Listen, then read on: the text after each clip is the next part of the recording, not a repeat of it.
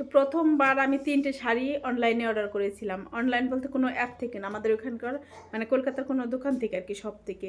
তো এই যে দেখো একটা, এটা পার্পল কালারের। আমি তোমাদের দেখাচ্ছি এক এক করে 3টে শাড়ি। আর আজকে প্রথম টাইম আমি ফলস লাগাবো। কোনো দিন আমি ফলস লাগাইনি মানে নিজে হাতে, আজকে আমি ফার্স্ট আমি ফলস লাগাবো।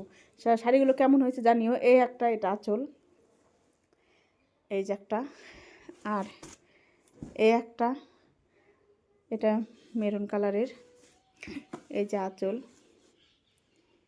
আর একটা হচ্ছে এই কালারের একটা আছে অবশ্য, তবুও একটা নিলাম। এই যে একটা একদম মানে কম প্রাইজের মধ্যে।